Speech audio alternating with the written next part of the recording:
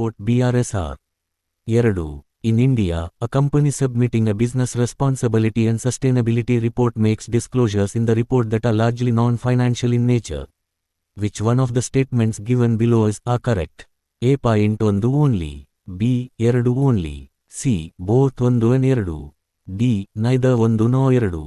Hi ಗೆಳೆಯರೇ, ಎಲ್ಲರಿಗೂ Saanvi exam ಅಕಾಡೆಮಿಗೆ ಆತ್ಮೀಯವಾದಂತಹ ಸ್ವಾಗತ. ಎಲ್ಲರಿಗೂ ನಮಸ್ಕಾರ. ಈ ದಿನ ಯುಪಿಎಸ್ಸಿ ಪೂರ್ವಭಾವಿ ಪರೀಕ್ಷೆ 2025 ಪ್ರಶ್ನೆ ಪತ್ರಿಕೆ ಪ್ರಶ್ನೆಯ ವಿಶ್ಲೇಷಣೆ ಹಾಗೂ ವಿವರಣೆಯನ್ನು ನೋಡೋಣ. ಈ ಮೇಲಿನ ಪ್ರಶ್ನೆ ಅರ್ಥಶಾಸ್ತ್ರಕ್ಕೆ ಸಂಬಂಧಿಸಿದ ಪ್ರಶ್ನೆಯಾಗಿದೆ. ಈ ಪ್ರಶ್ನೆಯ ಉತ್ತರ ಹಾಗೂ ವಿವರಣೆಯನ್ನು ನೋಡುವುದಾದರೆ, ಮೊದಲಿಗೆ ಪ್ರಶ್ನೆಯನ್ನು ಕನ್ನಡದಲ್ಲಿ ವಿವರಿಸಿ ನೋಡಿದಾಗ, ಬಿಸಿನೆಸ್ ರೆಸ್ಪಾನ್ಸಿಬಿಲಿಟಿ ಮತ್ತು ಸುಸ್ಥಿರತೆ ವರದಿ business responsibility and sustainability report BRSR ಗೆ ಸಂಬಂಧಿಸಿದೆ ಮತ್ತು ಕೆಳಗಿನ 2 ಹೇಳಿಕೆಗಳನ್ನು ಪರಿಗಣಿಸಿದಾಗ, 1. ಭಾರತದಲ್ಲಿನ ಎಲ್ಲಾ ಪಟ್ಟಿ ಮಾಡಲಾದ ಕಂಪನಿಗಳು ಲಿಸ್ಟೆಡ್ ಕಂಪನೀಸ್ ವ್ಯವಹಾರದ ಜವಾಬ್ದಾರಿ ಮತ್ತು ಸುಸ್ಥಿರತೆ ವರದಿ BRSR ಅನ್ನು ಸಲ್ಲಿಸುವಂತೆ ಭಾರತೀಯ reserve bank of India RBI ಆದೇಶಿಸುತ್ತದೆ. 2. ಭಾರತದಲ್ಲಿ BRSR ಅನ್ನು ಸಲ್ಲಿಸುವ ಕಂಪನಿಯು ವರದಿಯಲ್ಲಿ ಮುಖ್ಯವಾಗಿ ಹಣಕಾಸು ರಹಿತ ನಾನ್ ಫೈನಾನ್ಷಿಯಲ್ ಸ್ವರೂಪದ ಬಹಿರಂಗಪಡಿಸುವಿಕೆಗಳನ್ನು ಡಿಸ್ಕ್ಲೋಜರ್ಸ್ ಮಾಡುತ್ತದೆ. ಈ ಪ್ರಶ್ನೆಯಲ್ಲಿ ಯಾವ ಹೇಳಿಕೆಗಳು ಸರಿಯಾಗಿದೆ?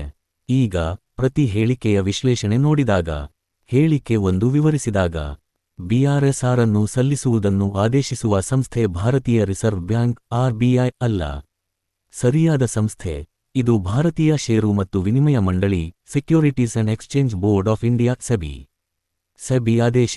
ಸೆಬಿಯು 2021ರಲ್ಲಿ ಭಾರತದಲ್ಲಿನ ಅತ್ಯುತ್ತಮ 1000 ಪಟ್ಟಿ ಮಾಡಿದ ಕಂಪನಿಗಳಿಗೆ ಟಾಪ್ 1000 ಲಿಸ್ಟೆಡ್ ಕಂಪನೀಸ್ ಮಾರುಕಟ್ಟೆ ಬಂಡವಾಳೀಕರಣದ ಆಧಾರದ ಮೇಲೆ 2022ರಿಂದ 23 ಹಣಕಾಸು ವರ್ಷದಿಂದ BRSR ಅನ್ನು ಕಡ್ಡಾಯಗೊಳಿಸಿದೆ.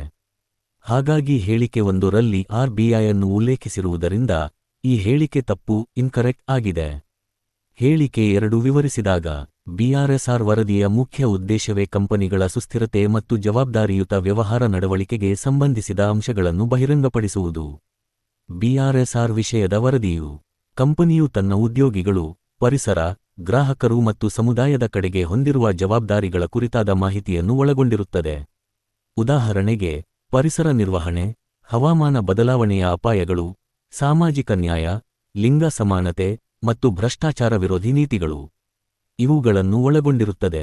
ಇದರ ಸ್ವರೂಪವನ್ನು ನೋಡಿದಾಗ, ಈ ಬಹಿರಂಗಪಡಿಸುವಿಕೆಗಳು ಹೆಚ್ಚಾಗಿ ಪರಿಮಾಣಾತ್ಮಕ ಕ್ವಾಂಟಿಟೇಟಿವ್ ಮತ್ತು ಗುಣಾತ್ಮಕ ಕ್ವಾಲಿಟೇಟಿವ್ ಎರಡೂ ಆಗಿದ್ದರೂ, ಅವು ಕಂಪನಿಯ ಹಣಕಾಸಿನ ಕಾರ್ಯಕ್ಷಮತೆಯಿಂದ ಪ್ರತ್ಯೇಕವಾಗಿರುವ ಅಥವಾ ಹಣಕಾಸು ರಹಿತ ಅಂಶಗಳ ಮೇಲೆ ಕೇಂದ್ರೀಕೃತವಾಗಿರುತ್ತವೆ. ಹಣಕಾಸಿನ ವರದಿಗಳು ಫೈನಾನ್ಷಿಯಲ್ ರಿಪೋರ್ಟ್ಸ್ ಈಗಾಗಲೇ ಹಣಕಾಸು ಮಾಹಿತಿಯನ್ನು ನೀಡುತ್ತವೆ. ಹಾಗಾಗಿ ಈ ಹೇಳಿಕೆ ಅನುಸಾರ BRSR ಪ್ರಧಾನವಾಗಿ ಸುಸ್ಥಿರತೆ ಮತ್ತು ESG ಪರಿಸರ, ಸಾಮಾಜಿಕ ಮತ್ತು ಆಡಳಿತ ಸಂಬಂಧಿತ ಮಾಹಿತಿಯ ಮೇಲೆ ಕೇಂದ್ರೀಕೃತವಾಗಿದೆ. ಇದು ಹೆಚ್ಚಾಗಿ ಹಣಕಾಸು ರಹಿತ ಸ್ವರೂಪದಲ್ಲಿದೆ. ಆದ್ದರಿಂದ ಈ ಹೇಳಿಕೆ ಕರೆಕ್ಟ್ ಆಗಿದೆ. ನಾವು ಅಂತಿಮ ಉತ್ತರ ನೋಡಿದಾಗ, ಮೇಲಿನ ಹೇಳಿಕೆಗಳ ವಿಶ್ಲೇಷಣೆಯ ಪ್ರಕಾರ ಹೇಳಿಕೆ 1 ಮಾತ್ರ ತಪ್ಪು ಮತ್ತು ಹೇಳಿಕೆ 2 ಮಾತ್ರ ಸರಿಯಿದೆ. ಆಯ್ಕೆಗಳಲ್ಲಿ A 1 ಮಾತ್ರ ತಪ್ಪು, B 2 ಮಾತ್ರ ಸರಿ, C 1 ಮತ್ತು 2 ತಪ್ಪು, D 1 ಅಥವಾ 2 ಅಲ್ಲ ತಪ್ಪು. ಸರಿಯಾದ ಉತ್ತರ B 2ನೇ ಹೇಳಿಕೆ ಮಾತ್ರ ಸರಿಯಿದೆ.